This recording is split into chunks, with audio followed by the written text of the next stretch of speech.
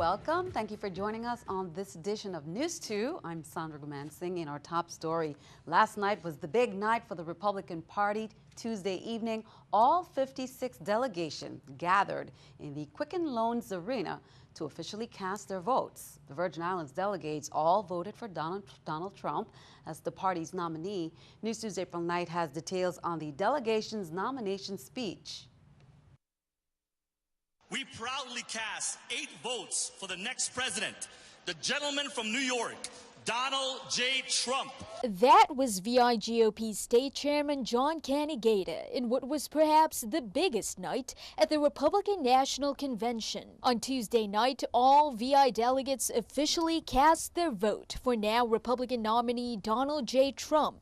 During their moment in the spotlight, the VI delegation, once engaged in virulent infighting, stood together holding the VI flag. Canigata himself injected some territory-specific issues into the short speech. And on behalf of the United States Virgin Islands, one of the 5 U.S. territories where loyal, patriotic Americans are second-class citizens and are denied basic rights. Out of 56 nomination speeches that night, the website Slate.com has ranked the Virgin Islands nomination speech top 5 in roll call brags. Canigata also invoked 2 history-making VI-born men and bragged about the Virgin Islands. The childhood home of Alexander Hamilton, the greatest basketball player Tim Duncan, where slaves were emancipated first in the New World,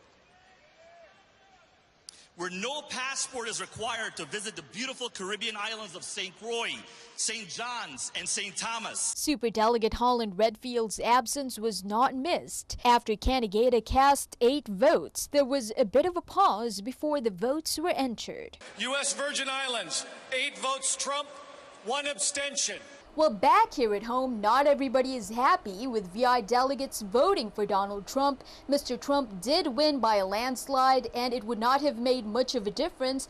But the Virgin Islands is largely Democratic, and many residents did have a problem with VI delegates voting for a candidate who's been criticized as being openly racist. Reporting for News 2, I'm April Knight.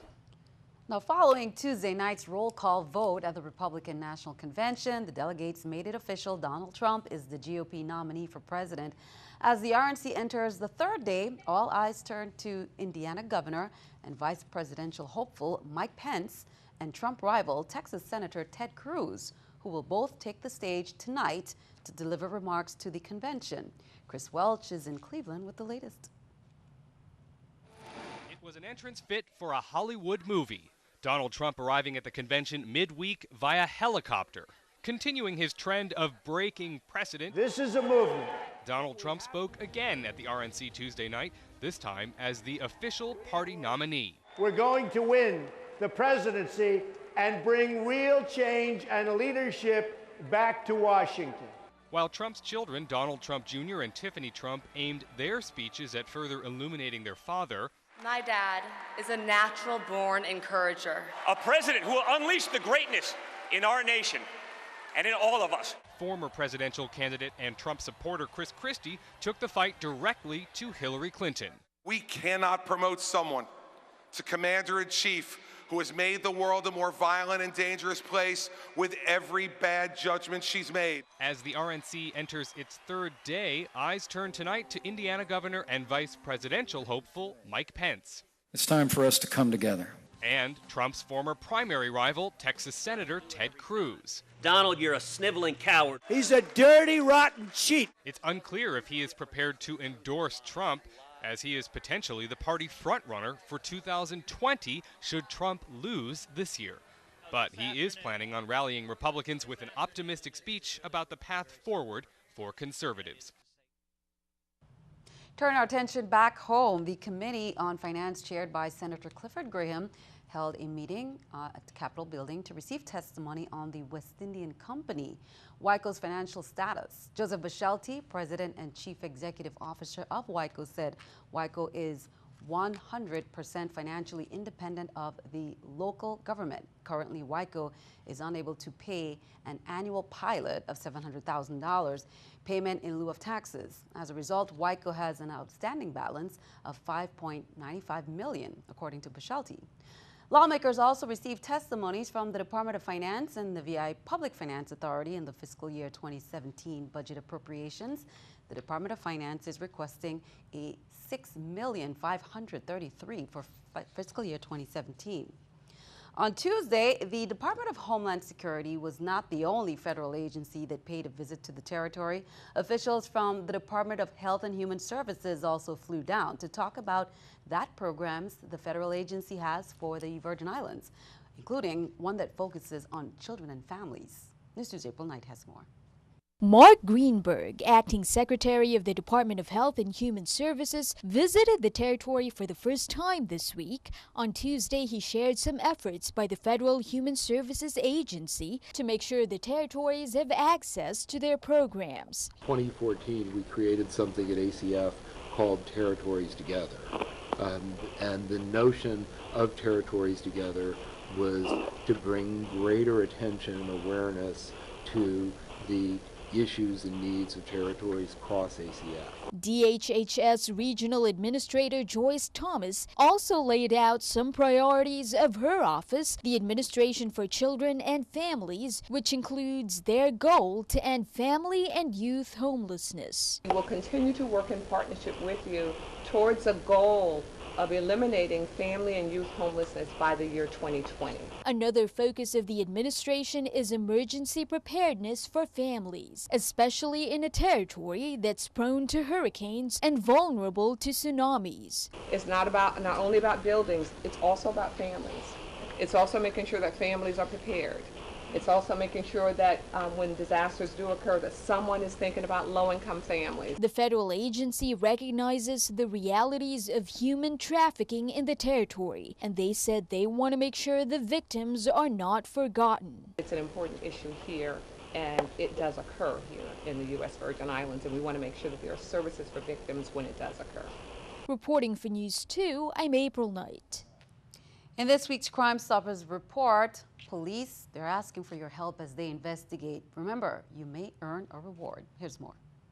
On July 9, 2016, at approximately 9:49 p.m., St. Croix police units were dispatched to a discharging of shots in the Estate Clifton Hill area, the vicinity of the animal shelter. Upon arrival to the area, officers discovered spent shell casings in the roadway and observed the house with multiple gunshot holes. Preliminary investigations reveal that the assailants drove near the front of the home where several individuals were gathered and opened fire, leaving a 16-year-old minor and a 20-year-old man injured. The 20-year-old man later succumbed to his injuries at the Wang Louis Hospital. Please contact Crime Stoppers at 1-800-222-TIPS or submit a web tip at www.crimestoppersvi.org. The National Governors Association this week announced its new leadership for 2016-2017, along with members of its leadership committees. The NGA appointed Governor Kenneth Mapp as a member of the Homeland Security and Public Safety Committee. The Homeland Security and Public Safety Committee focuses on Homeland Security, the National Guard and Homeland Defense, criminal justice and public safety, and Veterans Affairs. Governor Mapp will serve as a member of this committee, which will be chaired by Arkansas Governor Asa Hutchinson with Oregon Governor. Governor Mapp has an extensive background in law enforcement. Well, meanwhile, as we mentioned, the Department of Homeland Security and other federal, regional, and local agencies are presently in the territory this week for Caribbean Homeland Security Conference. Governor Mapp was also present and spoke about security issues in the territory, including border control. The quest of persons to seek better life, to seek opportunities, to enter into the United States for what all of us really quest, a better life for ourselves and our families, will continue. And I separate them from those who are involved in human trafficking and those who are involved in the movement of narcotics. We have to sort of kind of do a better job in terms of how we respond. The man who ambushed and killed 3 law enforcement officers in Baton Rouge Sunday told family and friends he suffered from post-traumatic stress disorder.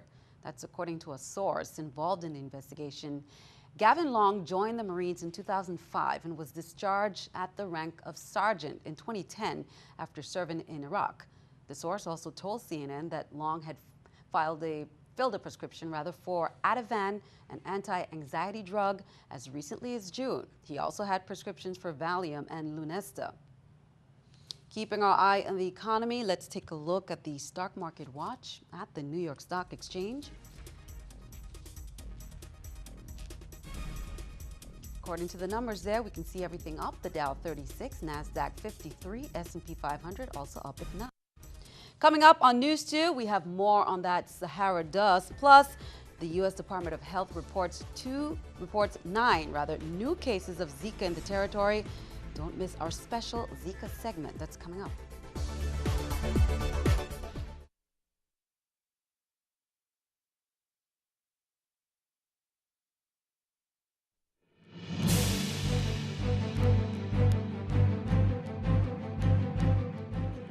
Welcome back.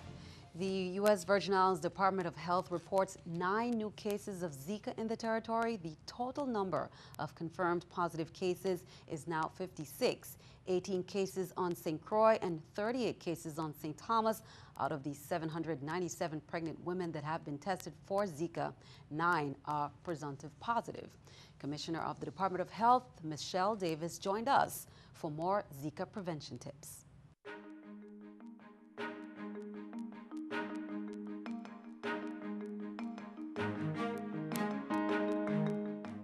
Who should be concerned the most about Zika?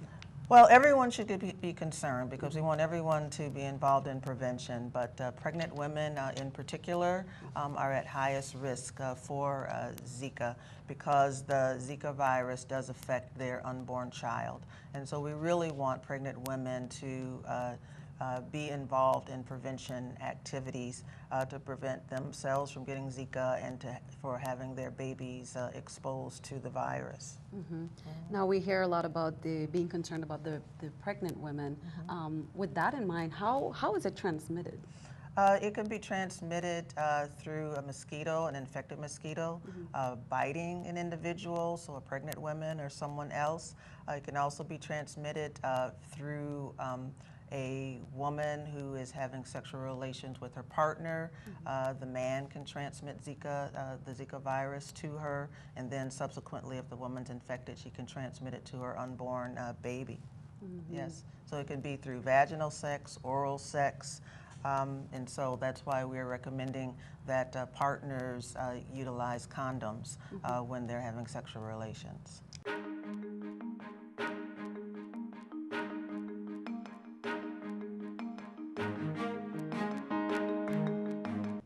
Now, Commissioner Davis added the Department of Health will be hosting the first public forum on Zika on St. Croix at the University of the Virgin Islands.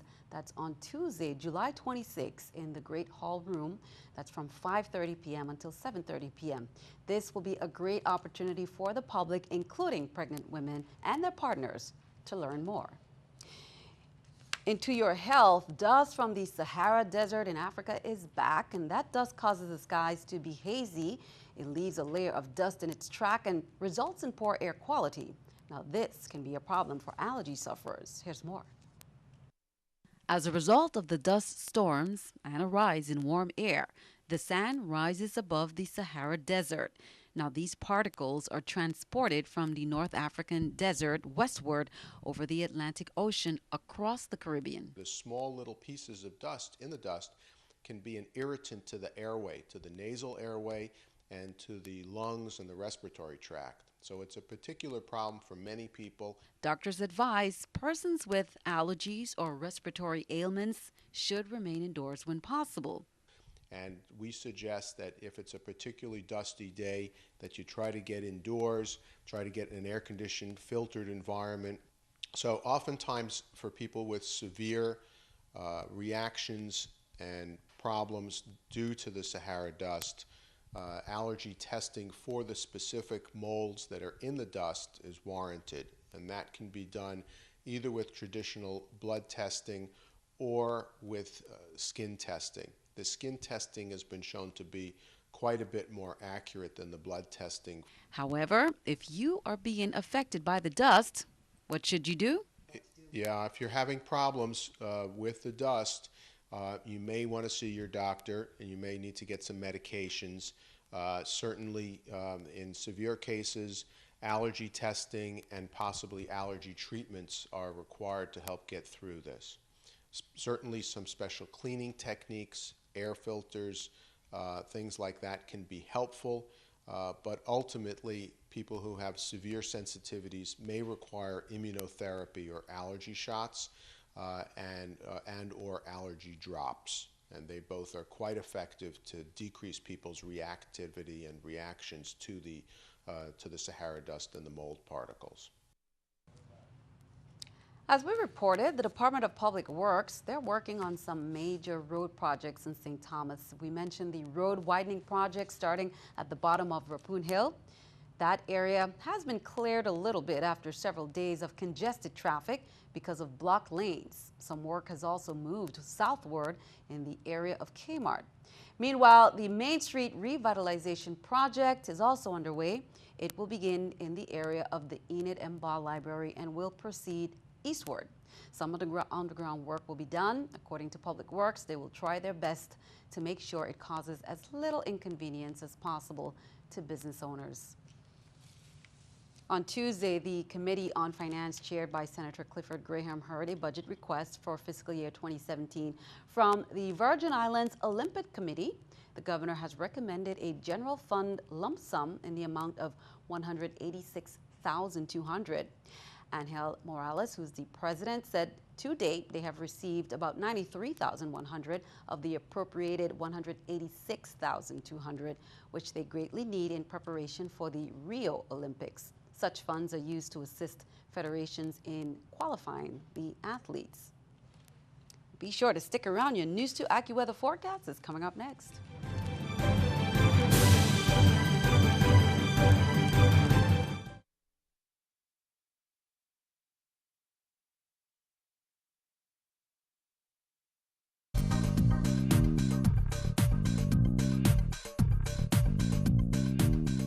This afternoon was relatively quiet for the Virgin Islands and Puerto Rico. We're in between two areas of low pressure. The first moving north and westward through the Turks and Caicos into the southern Bahamas. Second little area of moisture, even smaller than that, moving through the Lesser Antilles. You can see it's kind of making a northerly turn, and it could set off an extra shower in the area, especially on the southern shores later on tonight and into the day on Wednesday. But otherwise, just a daily trade wind shower in most of our locations. Here's your satellite estimated radar. Anything that is popping up here in the eastern Caribbean, really not that heavy and passing by fairly quickly, but there's that bigger area of low pressure. A little bit juicier, some heavier downpours, and the rain is more widespread. Not dealing with any of that for tonight, though. Few clouds around. Temperatures will stay in the lower 80s, and there could be a shower in the area. St. John tomorrow, watching for a spotty shower. High gets to 90 degrees, so seasonable warmth as well. We'll also break 90 in St. Thomas with a shower or two, but that nice trade wind flow will keep it breezy through the afternoon, keep it feeling pretty comfortable. Upper 80s, low 90s in St. Croix with a chance for a shower passing through the area. Here's a look at the marine forecast. On the Atlantic side, immediate coastal waters about 4 to 6 feet, but once you get into the open waters, could be some waves approaching 8 feet. Because of that, small craft advisory is in effect once you get into those open waters, so be careful. Caribbean side a little bit quieter, but still on the choppier side of normal. Waves anywhere from 4 to 6 feet with those winds out of the east. A little bit stiff there, 15 to 20 knots at times. Here's a look at that extended forecast. We'll see temperatures in the upper 80s to lower 90s all the way through this weekend, so typical warmth. Overnight lows stay in the 80s as well.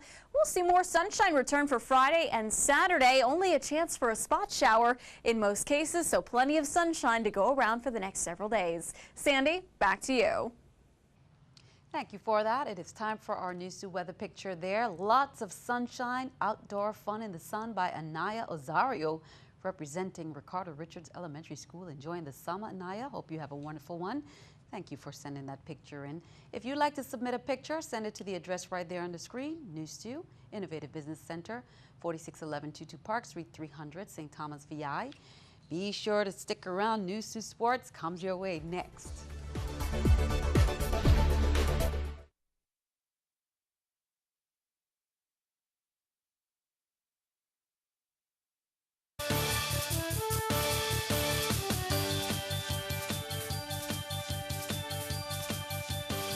I'm Gary Anthony, and this is News2 Sports. Christmas in July continued today on St. Croix as Rakeem Christmas's basketball camp was off and dribbling at the Central High School gym.